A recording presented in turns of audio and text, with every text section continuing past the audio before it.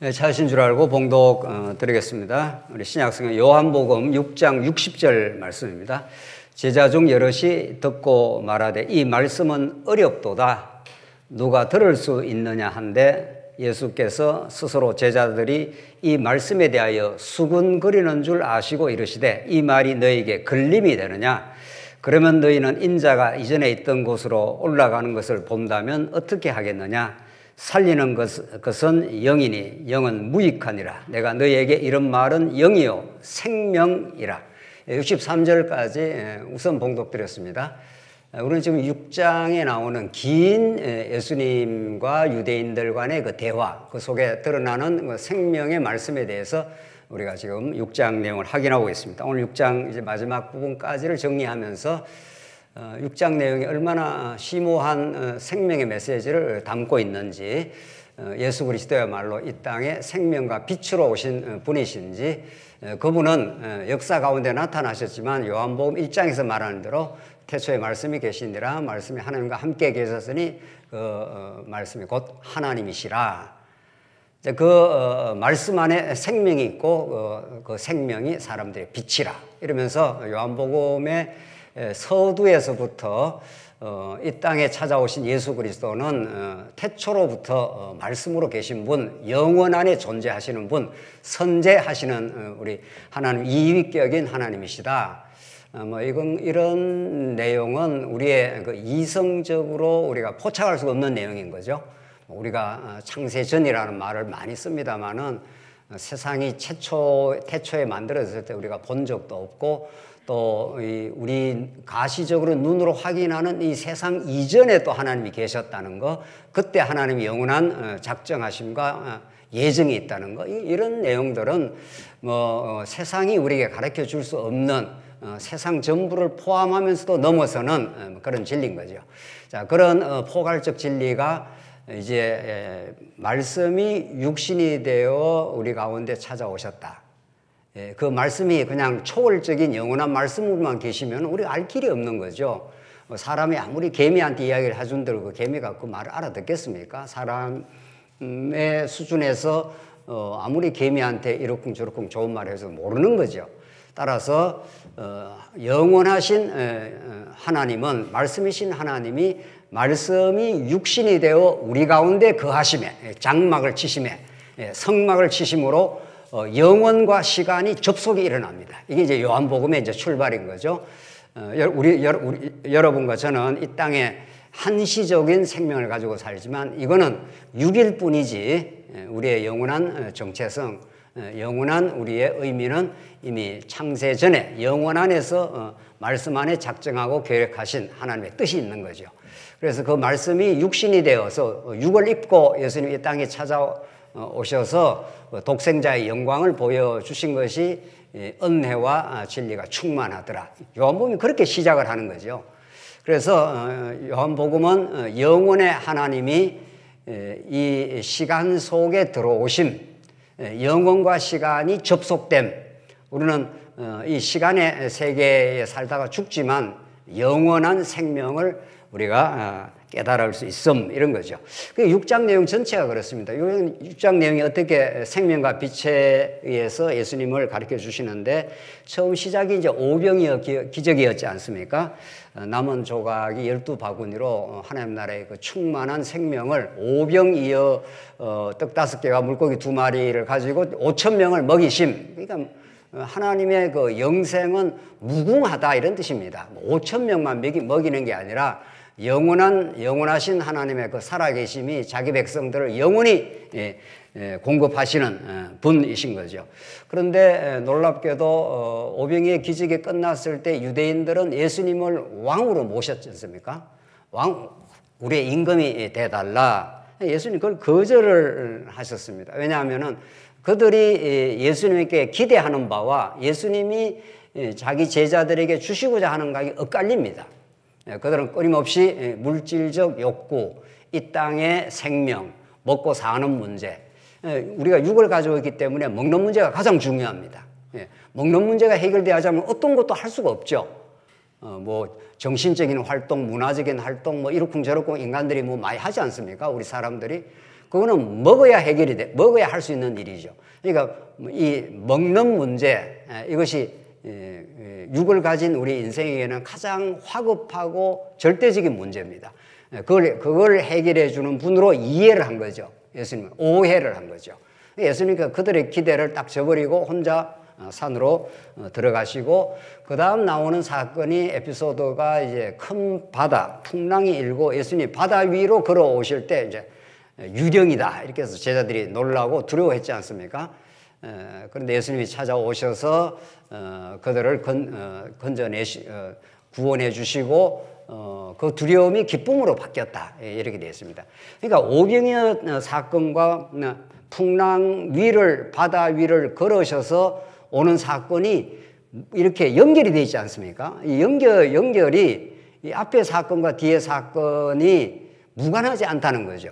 6장 전체의 그 흐름을 보면은 영생에 하나님이 오병이어의 기적을 통해서 내가 하늘로부터 산 떡일 뿐 아니라 예수님이 바다 위를 걸으심, 이게 바다라는 게 구약 모티브인데 홍해 바다는 단순 바다가 아닌 거죠. 물론 그 홍해는 바다는 출렁거리는 바다인데 그게 신학적 혹은 복음적 의미를 가지고 있죠. 그러니까 애굽에서 나온 모든 바로 군대들은 바다에서 어떻게 됐습니까? 죽습니다. 바다는 저주 혹은 죽음의 상징입니다. 그러나 이스라엘 백성들은 마른 땅을 통과하여 어떻게 됐습니까?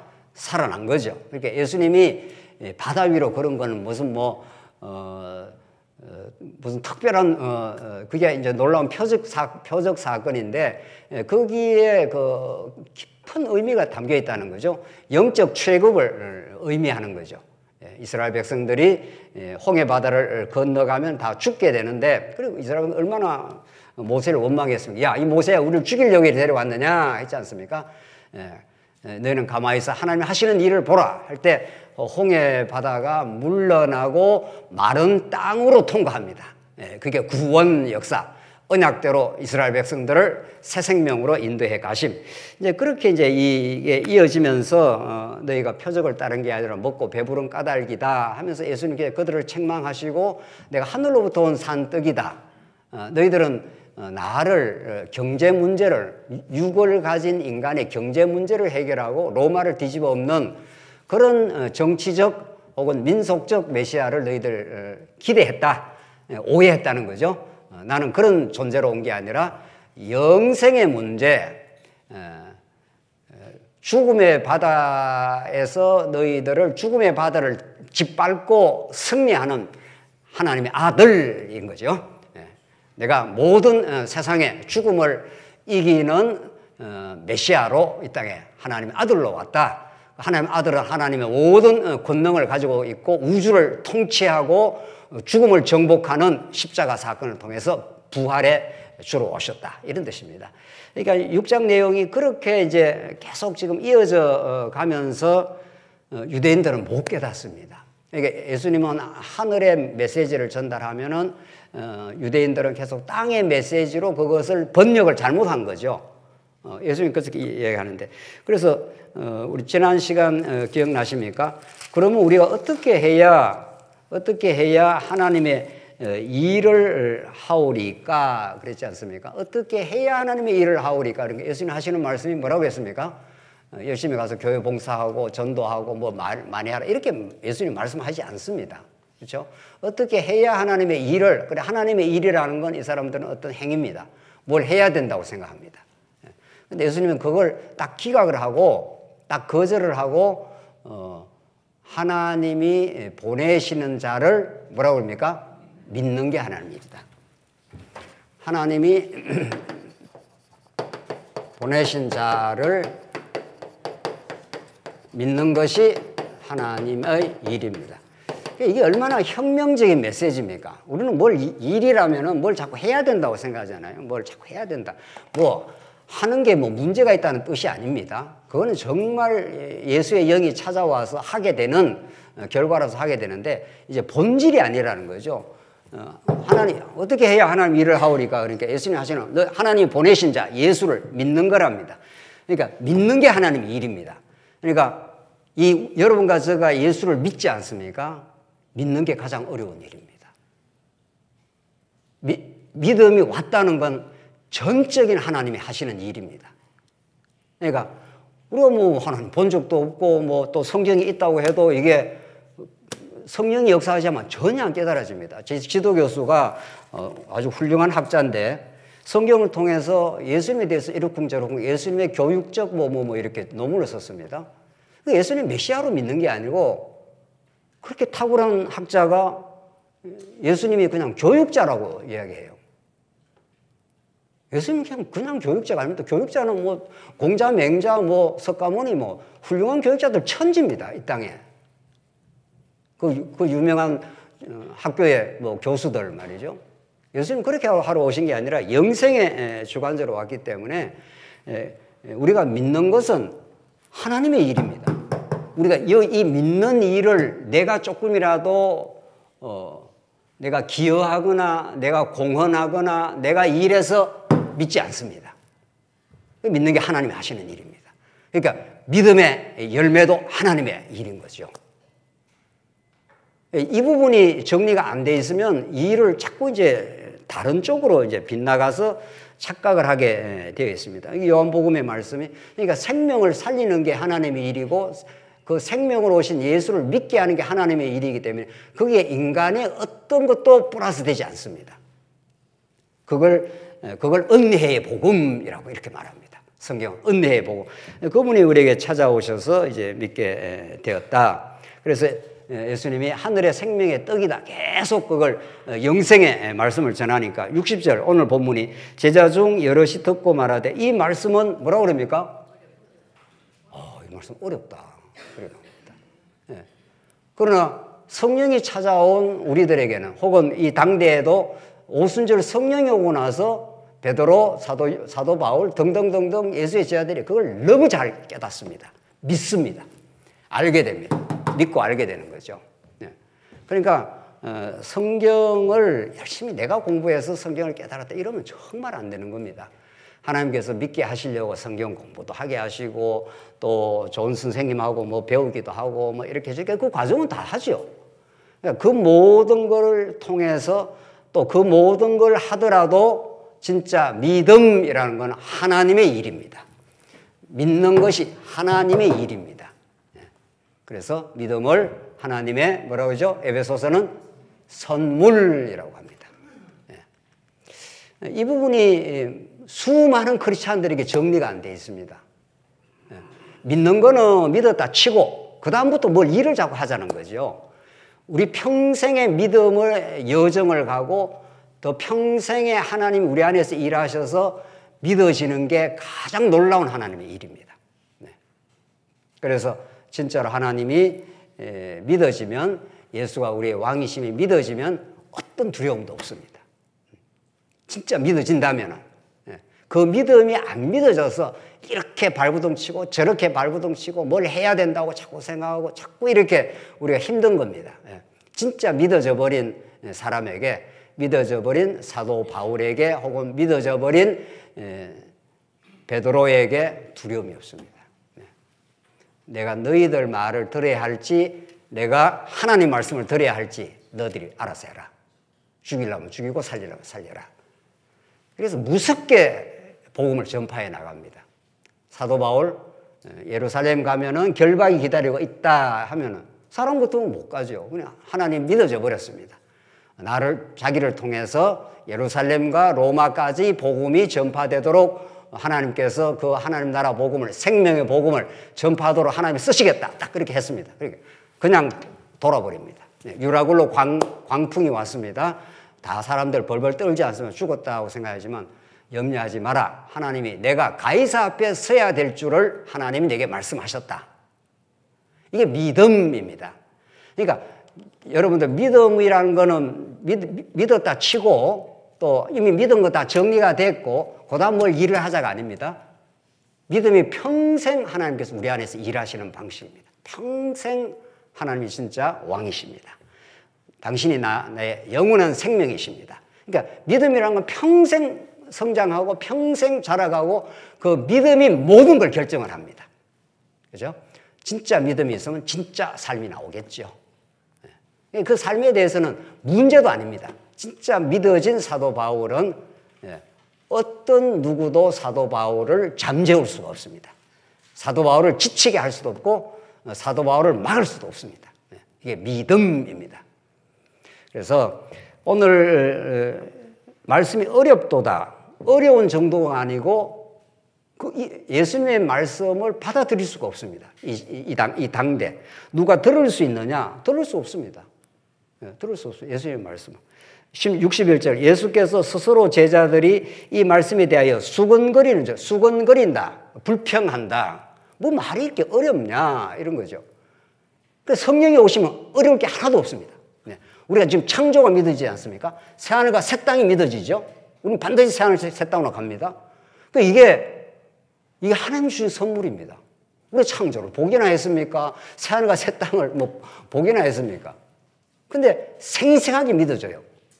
내 안에 평강으로 찾아오신 그 부분 안에서 그 천국을 맛본 사람은 반드시 천국을 갈 것이라는 거죠. 그래서 수근거리는 줄 아시고 이러시되 이 말이 너에게 걸림이 되느냐? 예수님 잘 아십니다. 이 말 걸리지. 이해가 안 되지. 이런 말입니다. 그러니까 복음이라는 거는 자꾸 믿어달라고 이렇게 뭐 설득하고 이해시키는 게 아닙니다. 그냥 복음을 선포할 뿐입니다. 그러면 걸리는 사람은 걸리고 받아들이는 사람은 받아들이고 이렇습니다. 복음은 성도님들 이 복음을 좀 들어주십시오. 그게 아닙니다. 복음은 이런 게 복음입니다. 하나님이 살아계시고 위대하시고 우리 안에 행하시는 분이십니다. 이러면 그게 성령의 감동으로 깨달아지는 사람은 잘 믿어집니다. 그래서 성경 66권을 다 알아야 믿어지는 게 아닙니다. 성경 66권의 큰 골격과 이 가치를 아는 건 너무도 중요합니다. 어떤 사람은 로마서 한 몇 장을 정확하게 깨닫고 평생 그거 믿고 삽니다. 평생 염려가 없습니다. 또 되새기고 또 되새기고 되새기도 영원히 그게 생명의 양식이어서 물론 뭐 요한복음도 깨닫고 창세기도 깨닫고 다 깨달으면 너무 좋죠. 그러나 진짜 믿음은 그렇게 찾아오는 것이고 예수님은 너희들 걸리지 이렇게 말하는 거죠. 안 깨달아지지 이런 말입니다. 그래서 예수님이 내가 살과 내 육신에 내 살은 참된 양식이요 내 피는 음료라. 그러니까 이게 참 믿기가 어려운 거죠. 예수님이 어찌 하겠다는 거냐. 우리는 지금 예수님이 십자가에서 자기 살을 찢기시고 자기 피를 흘리심으로 그게 우리가 영원히 먹는 영적 양식, 영원한 양식이 된 겁니다. 그래서 예수님의 십자가, 이게 예수님의 살과 피는 십자가에서 성취하는 건데 십자가는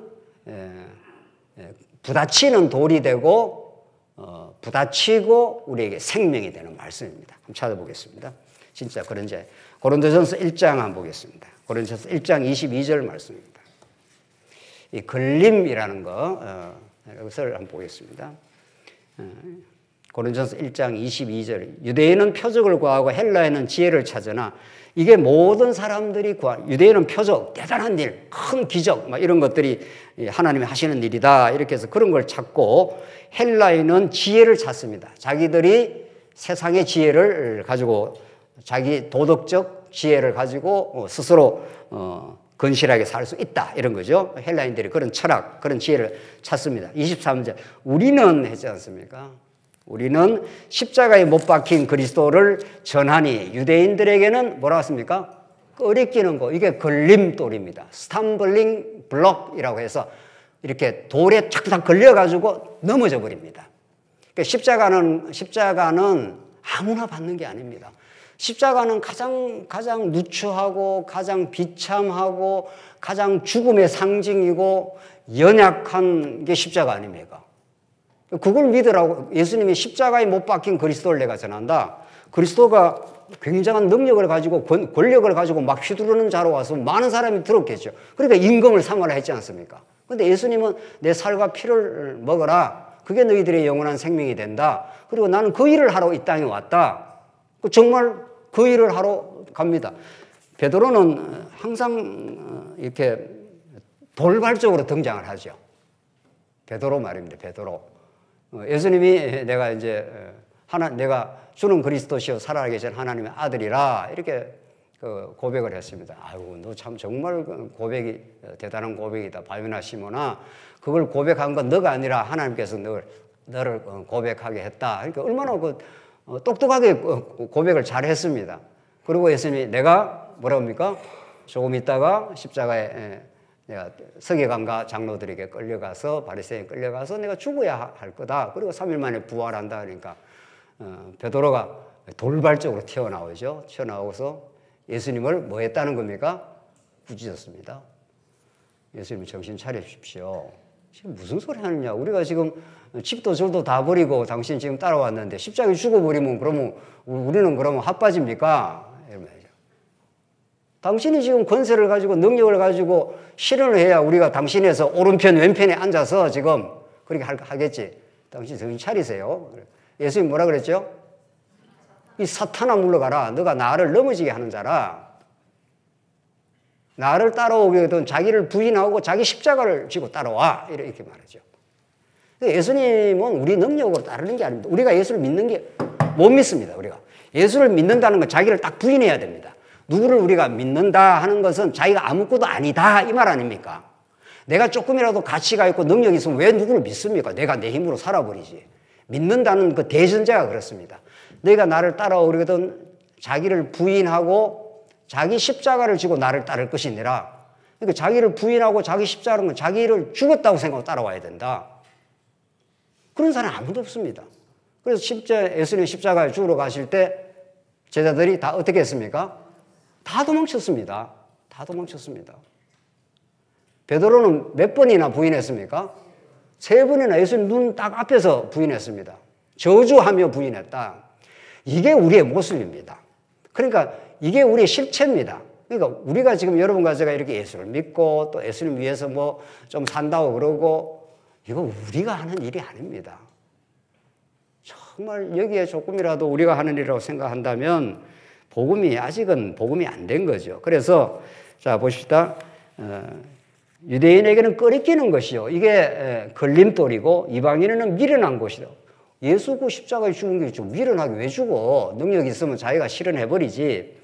24절 오직 부르심을 받은 자에게는 유대인이나 헬라이나 그리스도는 하나님의 뭐라고 했습니까? 능력이요. 하나님의 지혜입니다. 그 십자가가 하나님의 지혜라는 겁니다.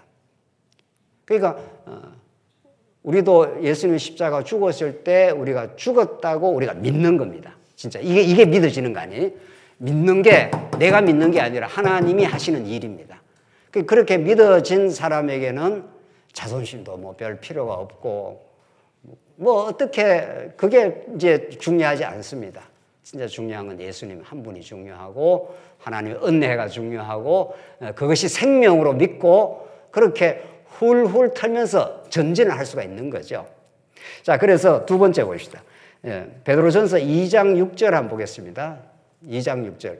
십자가가 그들에게는 끄리낀 걸림돌이 되고 믿는 우리들에게는 하나님의 능력이 되는데 베드로전서는 그걸 어떻게 설명하는가 한번 보겠습니다. 베드로전서 2장 6절입니다. 베드로전서 읽겠습니다. 베드로전서 2장 6절 말씀입니다. 성경에 기록되었을 때 보라 내가 택한 보배로운 모퉁이 돌을 시온에 두노니 그를 믿는 자는 부끄러움을 당하지 아니하리라 하였으니 그러므로 믿는 너희에게 하나님께서 선물로 주신 믿는 너희에게는 뭐라고 합니까? 보배입니다. 그러니까 십자가가 그리스도가 너무도 소중합니다. 너무도 소중한 정도가 아니라 그게 전부입니다. 그 다음에 뭘 한다 안 한다 산다 어쩐다 이건 다 그냥 따라 나오는 것들이고 그게 보배이기 때문에 최고의 가치입니다. 바울의 표현을 따르면은 내가 그리스도 아는 지식이 가장 고상함이라 내가 이전에 대단하게 생각했던 게 배설물이라 똥이라 이렇게 딱 처리를 해버립니다. 이게 예수 아는 게 너무도 행복합니다. 예수 아는 게 너무도 자기의 가치의 근본이 되었습니다. 그게 보배라는 거죠. 보배이나 믿지 아니하는 자에게는 건축자들이 버린 그 돌이 모퉁이의 머릿돌이 되고 또한 뭐라고 했습니까? 부딪히는 돌과 걸려 넘어지게 하는 바위가 되었다. 그냥 걷어쳐버립니다. 그러니까 예수를 믿으려면 한번 부딪혀야 됩니다. 예수는 그냥 쑥 믿는 게 아닙니다. 예수는 우리의 자아, 우리의 가치, 우리가 뭘 할 수 있다. 이런 것과 한번 정면으로 충돌하고 부서져야 됩니다. 우리가. 그게 십자가에 죽는 방식입니다. 그래서 옛자는 십자가에 걷어쳐 가지고 한번 죽고 죽었다가 다시 살아나는 방식입니다. 그래서 여러분 제가 진짜 예수를 믿게 되면 오늘 베드로전서가 그렇게 말하지 않습니까? 부딪히는 돌과 걸려 넘어지게 하는 바위가 되었다. 유대인들은 그랬다 이 말입니다. 근데 유대인만 그런 게 아닙니다. 모든 사람은 유대주의자입니다. 모든 사람은 우리가 행위주의자입니다. 네. 그래서 모든 이방 종교가 행위를 통해서 하나님께 나가는 거죠. 열심히 고행도 하고 기도도 하고 열심히 뭐 금식도 하고 모든 이방 종교가 그렇게 합니다. 그런데 기독교는 우리가 하나님 앞에서 죽었던 인생이다. 영적으로 아무것도 아닌 죄인이다. 우리에게 은혜가 덮친 사건입니다.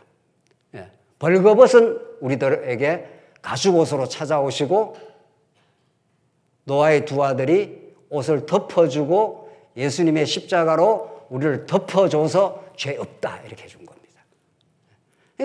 그러니까 진짜 그렇게 예수를 믿는 사람은 늘 마음에 감사가 있습니다. 늘 감사가 있습니다. 우리 같은 인생을 하나님이 죄 없다 해주시고 하나님의 아들 삼아주시고 믿게 해주시고 그 믿음으로 살게 해주시는 거니까 그 믿음이 전부 다입니다. 믿음. 왜? 그게 누가 하시는 일이라고요? 하나님이 하시는 일입니다. 우리가 하는 일이 아닙니다.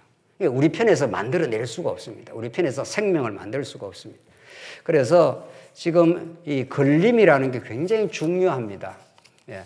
한번 걸려 넘어지고 예수 안에서 살아나는 거죠. 예.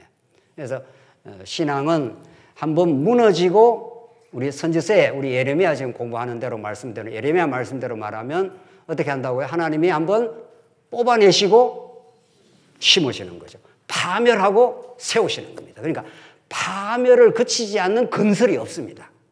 이게 믿음입니다.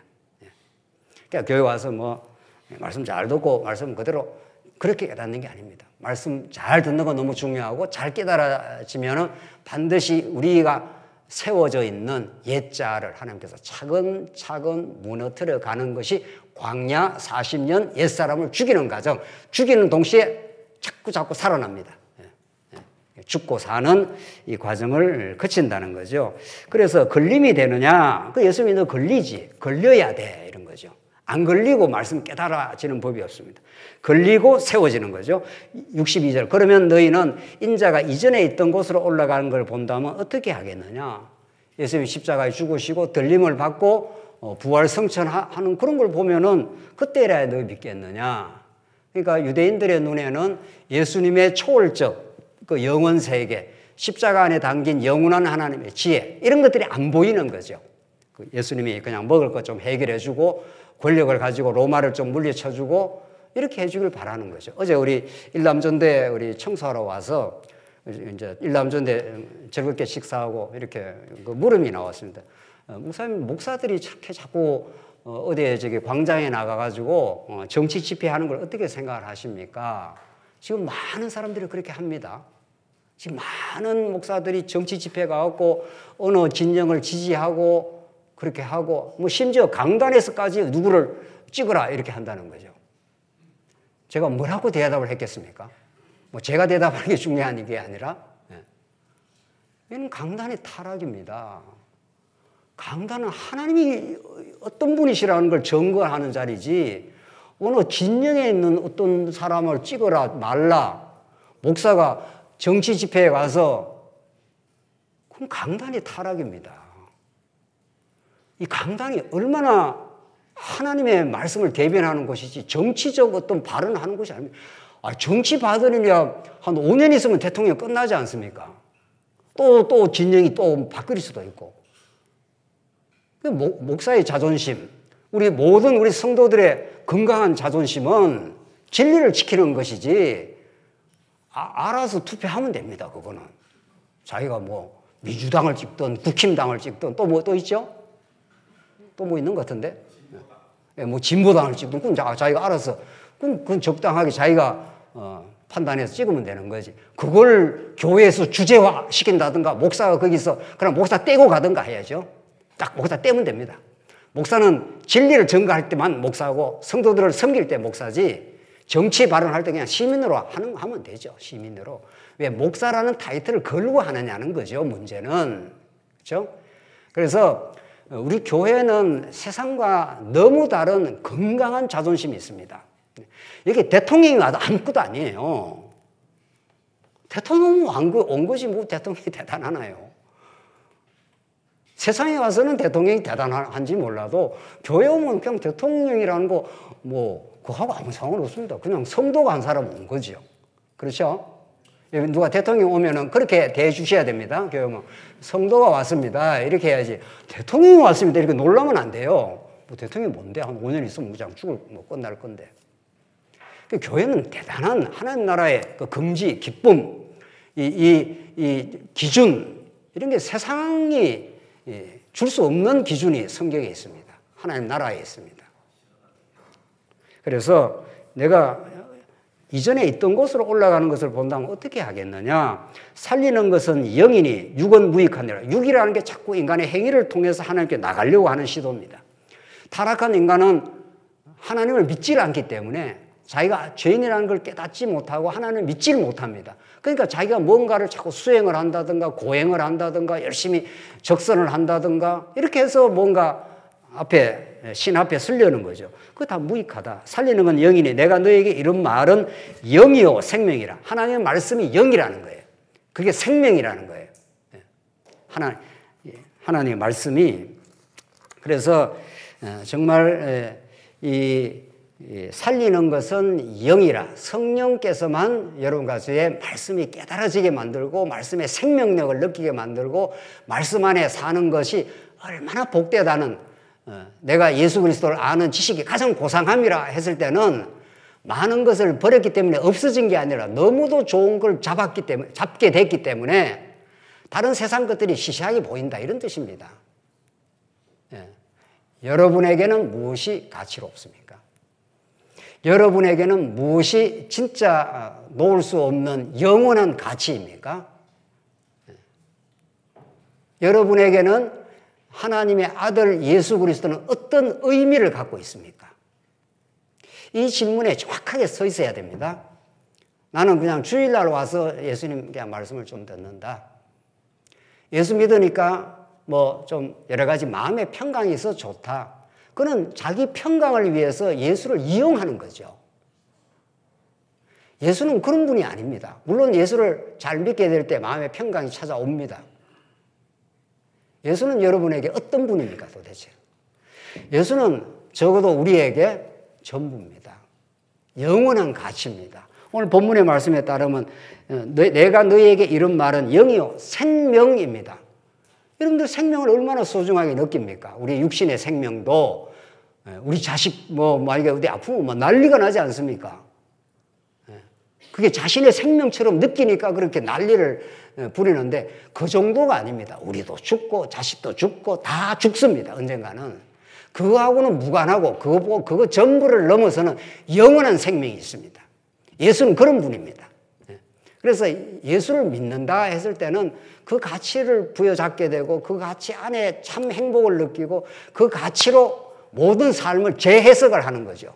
뭐 돈 좀 있으면 있는 대로 하나님 주신 것으로 감사하게 받아들이고 또 없으면 없는 대로 좀 어렵게 살면서 힘들게 살면서 우리의 영원한 생명 되시는 예수님을 더 바라보게 되고 행복한 일 겪으면 그것도 하나님 주시는 선물로 받아들이고 불행한 일 겪어도 잠깐일 뿐입니다. 이제 곧 오실 리가 오실 것입니다. 영원한 그분이 통치하시고 그분이 우리를 다스리고 이 모든 것들을 사로잡아서 영생의 주로 오늘 예수님께서 6장에서 말씀하신 대로 풍랑이 일어서 얼마나 제자들이 두려워합니까? 내가 풍랑을 죽음과 저주를 잠잠하게 만드는 세상의 주관자다, 이런 뜻입니다. 예수는. 예수는 그렇게 놀라운 분이십니다. 그 예수를 점점 깨달아갈 때 우리의 삶이 굉장히 가벼워집니다. 굉장히 가벼워지고 그 예수의 멍에를 맬 때 쉽고 가벼운 멍에라 그러지 않습니까? 그래서 오늘 예수님의 말씀이 그렇습니다. 64절. 그러나 너희 중에 믿지 아니하는 자들이 있느니라. 믿지 아니하는 자들이 안 믿으려고 안 믿는 게 아닙니다. 하나님이 그 안에서 역사 안 하면 아무도 못 믿습니다. 이는 예수께서 믿지 아니하는 자들이 누구며 자기를 팔자가 누구인지 처음부터 아심이라. 또 이르시되 그러므로 전에 너희에게 말하기를 내 아버지께서 오게 하여 주지 아니하시면 누구든지 내게 올 수 없다 하였느니라. 이거 100% 하나님의 주권입니다. 정말 100%가 아니라 무한대 프로. 아버지께서 오게 하지 아니하면은 누구든지 내게 올 수 없다. 그런데 뭐 우리가 좀 노력하고 내가 뭘 좀 붙들고 뭐 이렇게 해서 믿음 생활 가능하다고 생각하면은 뭐 이 오늘 요한복음 말씀하고는 아무 상관없는 거죠. 요한복음 15장 16절로 한번 가보겠습니다. 이 다른 예수님의 말씀을 한번 이 말씀에 해석 한번 해보겠습니다. 요한복음을 읽겠습니다. 요한복음 15장 16절입니다. 너희가 나를 택한 것이 아니요. 뭐라 했습니까? 내가 너희를 택하여 어떻게 해요? 세웠나니. 너희가 나를 붙든 게 아니다. 제자들은 자기들이 열심히 따라간다고 생각하는데 그게 아니야. 너 오해했어. 내가 개념 없이 갈릴리 바다에 사는 베드로에게 찾아가서 나를 따라오느라. 내가 너희를 사람을 낚는 어부가 되게 하리라. 이렇게 붙들었습니다. 오늘 본문이 그런 거죠. 내가 너희를 택하여 세웠느니 이는 너희로 가서 열매를 맺게 하고 또 너희 열매가 항상 있게 하여 내 이름으로 아버지께 무엇을 구하든지 다 받게 하려 하며 무엇을 구하든지 다 받으라니까 2,000집도 구하고 3,000집도 구하고 뭐 나고 옛날에 그렇게 많이 했습니다. 그런 거 아닙니다. 무엇은 구하든지 하나님 나라의 영원한 복을 이런 뜻입니다. 그 하나님의 통치 아래 들어가는 거, 그 사랑 속에 들어가는 거, 영원히 하나님을 기억하는 거, 그 사랑 안에서 평강과 기쁨이 있는 거, 이런 것들이 하나님께서 구하라 하신 것들입니다. 여러분 한번 생각해 봅시다. 누가 그런 이야기를 해요? 우리가 아주 이렇게 갖고 싶어 하는 것들, 갖고 싶어 하는 게 많죠. 솔직히 이야기하셔야 돼요. 은행 통장에 동그라미도 좀 많이 갖고 싶고, 좋은 차도 갖고 싶고, 건강도 갖고 싶고, 그렇죠? 뭐도 갖고 싶고, 뭐도 갖고 싶고. 그게 없어서 다 막 안 달래고, 막 불행하고, 막 감사가 없고 그렇잖아요. 그런데 그런 거 말고 어마어마하게 주어져 있죠. 어마어마하게 주어져 있죠. 공기 언제 누가 뭐 공기 사서 마시는 사람이 있습니까? 그 인도를 가봐야 된다니까요. 인도를 가봐야 이 대한민국 공기가 얼마나 그거 누가 돈 주고 우리 산 적 없습니다. 그런 거. 오늘 이렇게 교회에 나올 수 있는 거 그냥 교회 나오는가 보다 우리가 당연하게 생각하는 게 너무 놀라운 축복입니다. 놀라운 축복입니다. 여러분 옆에 누가 앉아 있는 거 아무나 여러분 옆에 앉아 있는 게 아닙니다. 좀 기이하고 놀랍게 내가 말씀을 나누거나 나를 또 위로하거나 이렇게 지금 살아가고 있습니다. 하나님 공기도 주시고 물도 주시고 옆에 사람도 주시고 이거 구하지 않은 것들입니다. 우리가 구하는 거는 뭐 현금이라든가 뭐 이런 거 아니에요. 네. 그런 것보다도 100만 배, 1000만 배가 더 중요한 것들이 이미 주어져 있습니다. 이미 주어져 있고 이미 너무도 놀랍게 주어져 있는 거는 감사가 없는 거죠. 그러니까 우리가 지금 헛개비를 보고 사는 겁니다. 알고 보면. 헛개비를 보고 뭐 좋다 나쁘다 이렇게 하고 있는 거죠. 하나님이 우리를 얼마나 사랑하시는지 얼마나 놀랍게 우리를 아버지께로 오게 해 주시는 분이신지 너희가 나를 택한 것이 아니라 내가 너를 택했노라. 택해서 너에게 많은 열매를 맺게 하고 너희가 내 안에 살도록 하나님께 만들어 주시겠다 하는 것을 시편 131편을 보겠습니다. 시편 131편. 시편 131편은 하나님이 우리에게 주시는 그 놀라운 축복을 시적으로 이렇게 노래하고 있습니다. 시편 131편 여호와여 내 마음이 교만하지 아니하고 내 눈이 오만하지 아니하며 내가 큰 일과 감당하지 못할 놀라운 일을 하려고 힘쓰지 아니하이다. 이게 전부 우리가 일반적으로 하는 일입니다. 우리는 마음이 교만하고 내게 주어진 것보다 더 크게 뭘 하려고 하고 내 눈이 오만하고 내가 큰 일과 감당하지 못할 놀라운 일을 많이 하려고 합니다. 사업도 크게 하려고 그러지 않습니까? 근데 이걸 안 하게 된다는 겁니다. 이런 일을 힘쓰지 아니하나이다. 왜 그렇게 되는가 하면 실로 2절 내가 내 영혼으로 고요하고 평온하게 하기를 젖된 아이가 그의 어머니 품에 있음 같게 하였나니 내 영혼이 젖된 아이와 어떻게 해요? 같도다. 내 실체가 뭔가 하면은 어머님 품에서 젖된 아이처럼 어머니가 젖을 충만하게 자식을 사랑해서 먹이면 자식은 그 젖을 많이 어머니의 그 사랑의 심장 고동을 들으면서 평안한 가운데 엄마가 먹여주는 그 영양가 많은 젖을 먹고 충분히 먹으면은 스르르 잠이 듭니다. 그게 젖된 아이의 상태입니다. 최고로 아름다운 상태입니다. 이 가장 아름다운. 여러분과 제가 오늘 이 시간 하나님의 통치 속에 우리가 구하지 않은 것도 충만하게 주시고 영원한 생명을 주셔서 우리가 살게 하신다. 젖된 아이처럼 그분의 통치, 그분의 사랑, 그분의 모든 것이 주어진 공급 속에 우리가 살고 있다. 이렇게 주님을 알게 되고 믿게 되면은 3절에 이스라엘아 지금부터 영원까지 여호와를 바랄지어다. 우리가 주님을 바랄 때는 내 안에 가치가 없다고 생각하는 겁니다. 내 안에 뭐 가치가 있으면 자기를 바라볼 거 아니에요. 주님을 바라게 될 때 온전한 평화가 있습니다.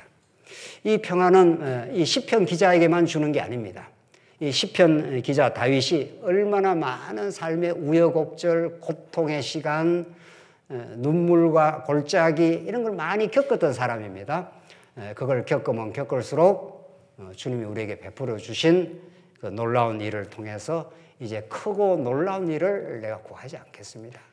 오늘 주신 것이 최고의 축복이고 생명이고 내가 주님 안에 젖된 아이와 같습니다. 이게 하나님의 주권을 인정하고 하나님의 그 사랑을 깨닫고 노래 부르는 시적 노래입니다. 마지막으로 66절 그때부터 그의 제자 중에 많은 사람이 떠나가고 했습니다.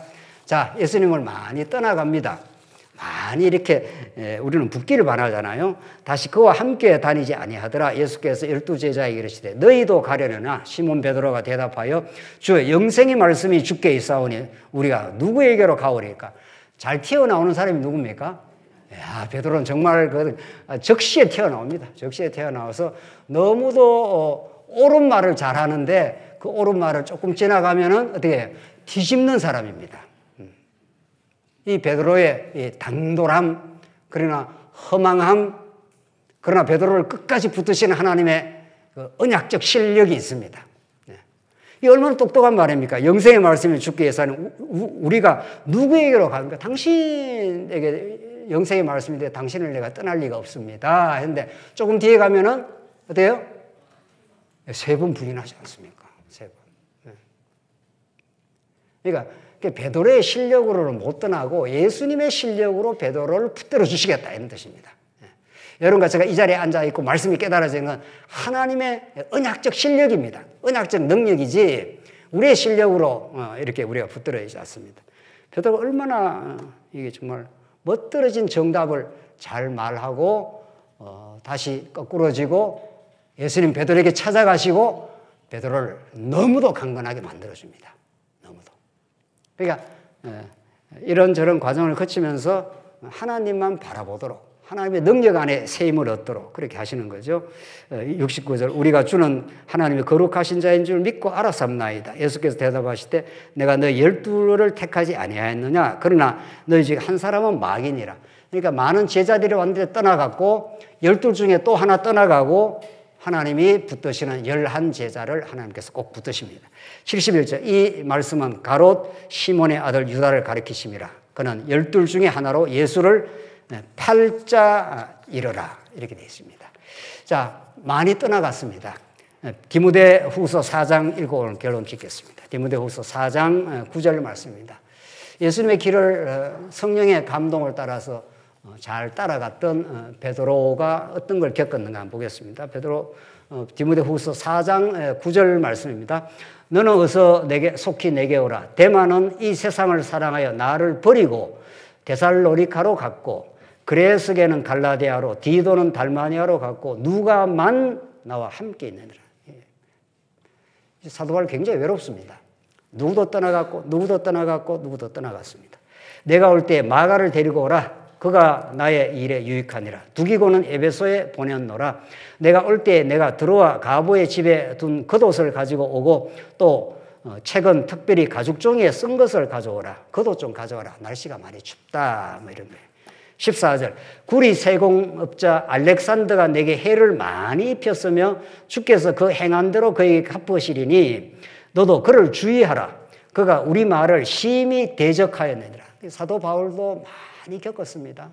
정말 많이 겪고 많이 대적을 당했습니다. 16절 내가 처음 변명할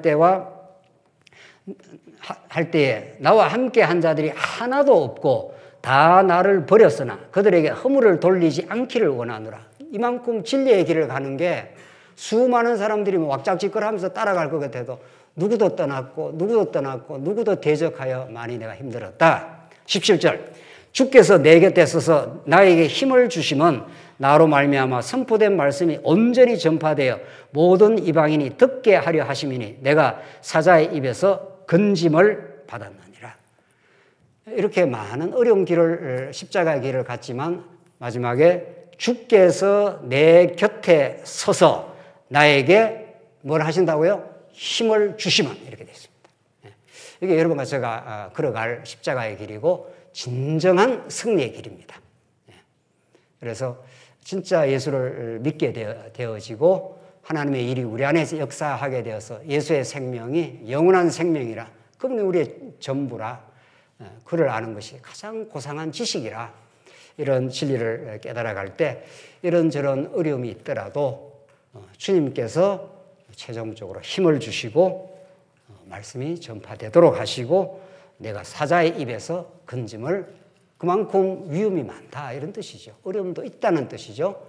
그 길을 여러분과 제가 성령의 인도함을 따라서 그 순종의 길을 잘 걸어가시길 간절히 바랍니다.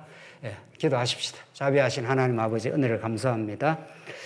하나님께서 우리에게 영원한 생명의 말씀을 주시되 우리의 옛자와 걸려 우리가 무너지게도 하시고 우리 안에 새 생명의 말씀을 주셔서 살게 하심을 감사합니다. 그 예수만이 우리의 깃발이 되게 하시고 우리의 생명이 되게 하시고 우리의 힘이 되게 우리 모두를 붙들어 주시옵소서. 예수님 이름으로 기도하옵나이다. 아멘.